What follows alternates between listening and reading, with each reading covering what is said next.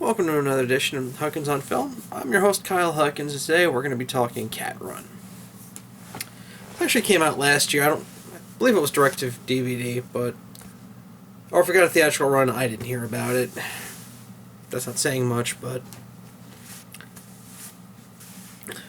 I kept seeing it around, and it looked very interesting.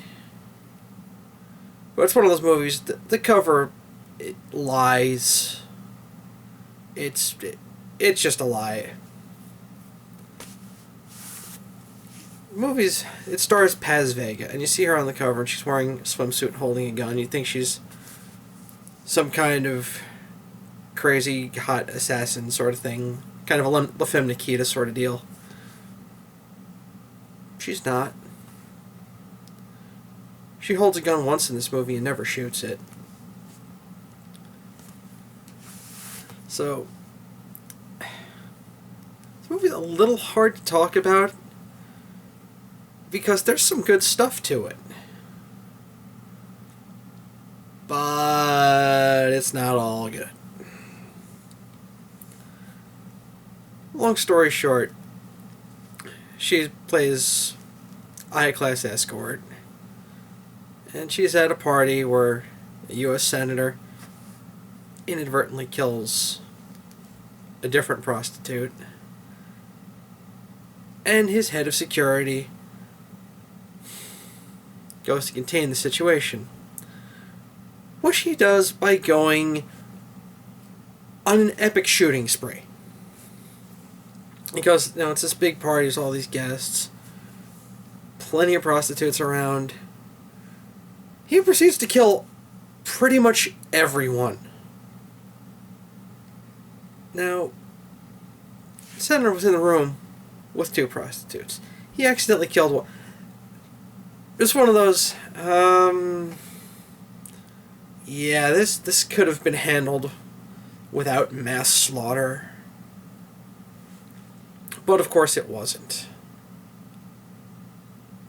This movie's almost made of plot holes and even continuity foul-ups. I mean, it's a badly edited movie, that's for certain. Because there are scenes where A happens, which leads to C, but the scene involving B was left on the cutting room floor, so it's very... there's a transition missing. And this happens a few times. It can get quite annoying. Also, Paz Vega, like I said, she's on the box. Her character's named Catalina. She's called Cat. She's in the title. She's not in about half the movie. And there are times where this movie, it seems like they can't make up their mind who the main character is. Because there's two private detectives who are looking for her. They're called the Juan, spelled Juan, but they pronounce it Juan because their names are Julian and Anthony, so Juan. For a while, they're the main characters. And, they just decide to become private detectives.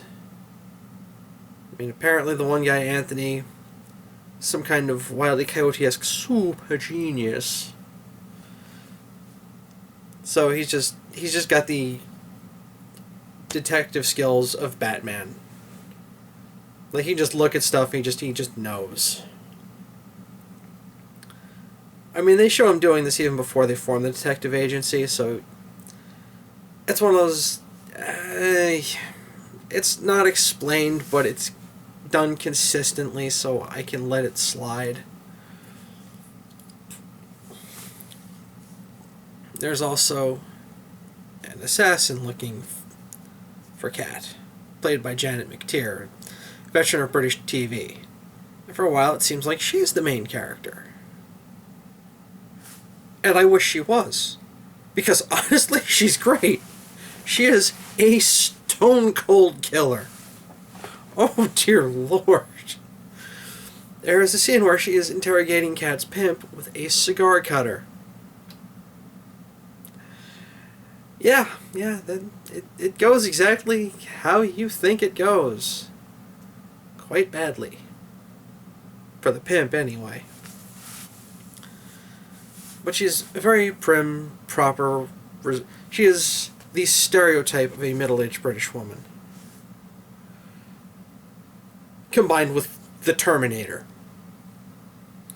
Because she kills enough people in this to be considered a war criminal. I'm not sure what the exact number is, but she gets close. She murders a lot of people in this movie. Oh, dear Lord. And, I mean, it's funny, she gets jokingly referred to as Mary Poppins by Julian a few times. And she does fit that stereotype very well. And then it's like, you know what? If she had a longer resume, she wouldn't be out of place in Expendables 3. Because she's actually very convincing. I mean, she's really good. But even her character has problems. Because she ends up switching sides for reasons I'm not going to get into. But she also kind of grows a heart and a conscience. And it's a very unbelievable face turn.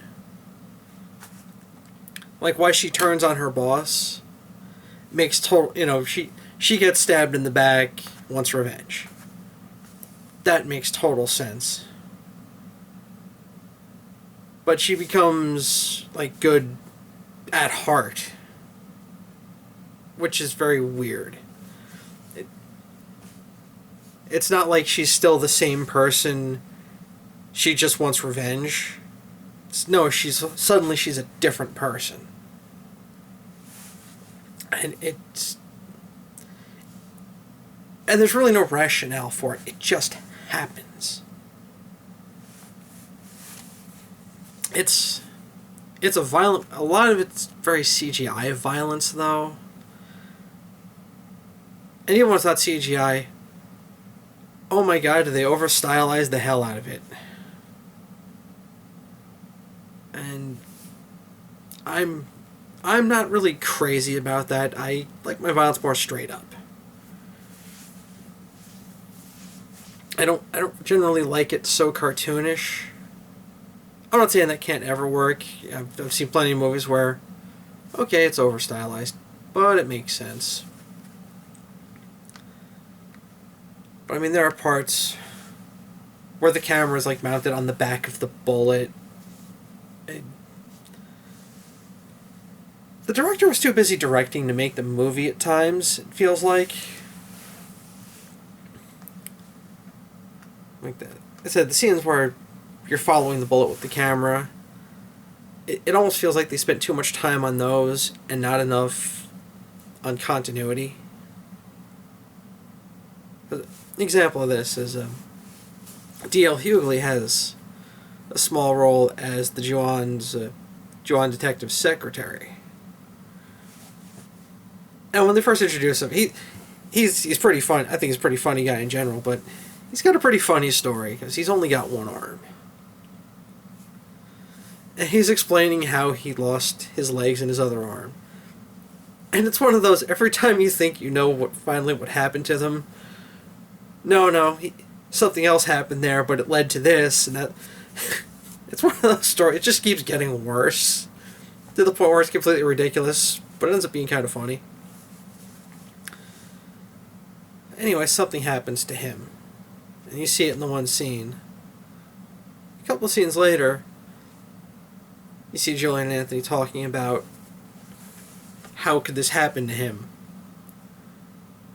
But there's no scene in the middle of explaining how they would know that happened. It's one example. It happens a few times where, you went from A to C and skipped B. And also, every time a character is introduced, I mean, every time. Like, this is the sign, one of those signs of bad indie movie. Everything stops, goes to like red, white, like the frame will stop. It'll be colored in red, white, and blue. Then it'll have their name and just like a list of what they do on there. It's like the episode. It's like the introduction to every character in the Borderlands video game series.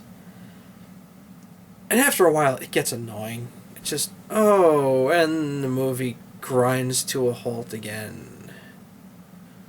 Yeah, every time I want to get into this, you bring it crashing to a halt, take me out of it. Thanks, movie. It can get very bothersome at times. And the detectives, it's weird. Like, the one detective, Julian, he's kind of useless, to be honest. I mean, he tries to be helpful, he's not really good at anything. But Anthony's the competent one. And he's played by Scott Meklowitz. And the reason they got him to play him was apparently they couldn't afford Sam Rockwell because he looks like Sam Rockwell. He even kind of plays that semi-detached Sam Rockwell thing. He doesn't do it as good as Rockwell, but he does play that kind of off-kilter Rockwell-style performance. Although he doesn't dance. I'll grant you no one dances like Rockwell, but yeah, there's no dancing. He reminds me of very much a Rockwell light performance. He's not bad. I'd say he's the most together character in the whole thing. But it's this is one of those movies I wanted to like. I really did. It has stuff going for it. You know, it's not a complete abomination of a film. But in the end, I can't recommend it. There are too many flaws. It's too gimmicky and too stylized. Some of the plot developments just make no sense. And just the continuity thing just bugs the hell out of me. I mean, I know there are good movies where the continuity is somewhere in between very hard to follow and non-existent. With this, it's basic stuff. Like, this is supposed to have a linear narrative, and yet they kind of botch that.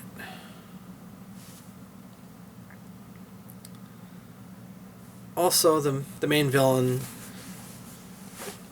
is, hang on a sec, played by Carl Roden. His name's Daniel Carver. He actually has a past with Janet McTeer's character, Helen Bingham,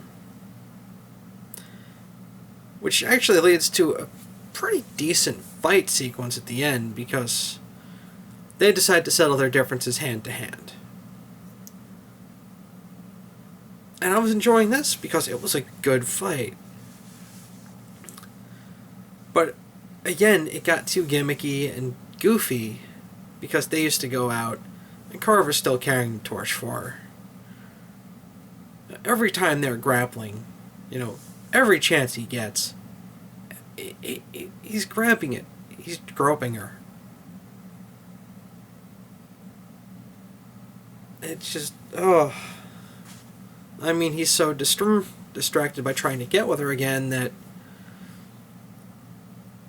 But the fight's still very good, but it's annoying. No, you get distracted against someone the caliber of Helen Bingham, she will end you.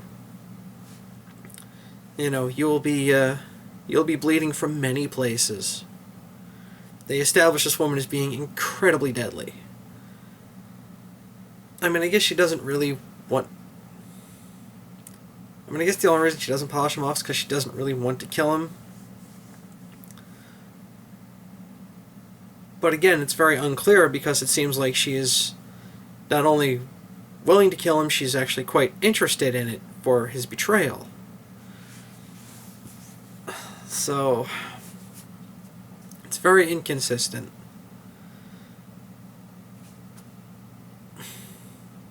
And the fact that I spent this whole review talking about stuff other than the main character, well, that should tell you something about the main character.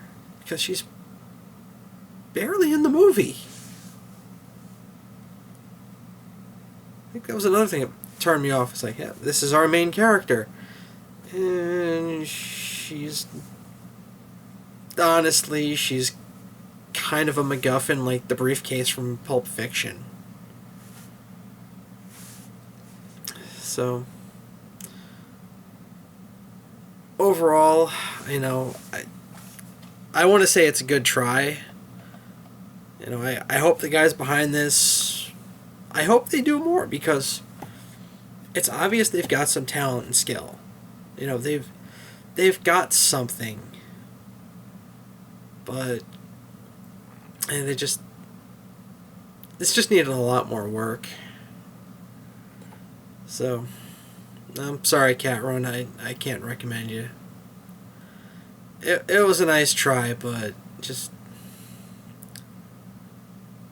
ultimately, I think its problems overwhelmed its good points. Like I said, if you want to see a middle-aged British woman just become Arnold Schwarzenegger in the police station shootout in The Terminator, you'll definitely love this. But beyond that, I can't recommend it. Anyways, Kyle Huckins for Huckins on Film, fucking off.